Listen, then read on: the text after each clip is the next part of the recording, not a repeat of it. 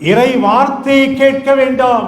பாருங்க, அந்த காலத்துல அந்தோணியார் கோயில்ல பிரசங்கம் வச்சா இடமே பத்தாது. இப்ப கோயில்ல பூசை வச்சா பத்தாதுன்னா இங்க வெளியே உட்காந்துரும்.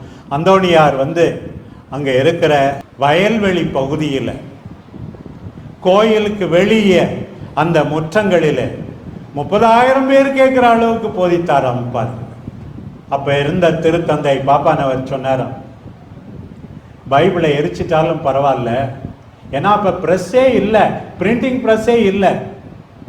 அந்தோணியார் மனப்பாடமா சொல்லுவாரு, நம்ம எழுதிக்கலான்னு சொன்னாராம். பாரு, அந்தோணியார் மனப்பாடமாக சொல்லுவார், நாம் எழுதி கொள்ளலாம். இறை வார்த்தை பாருங்க, இறை வார்த்தை அறிவித்த அந்த நாக்கு அழியவில்லை பாருங்க. மனமாற்றத்துக்கு தூண்டியதை பாருங்கள்.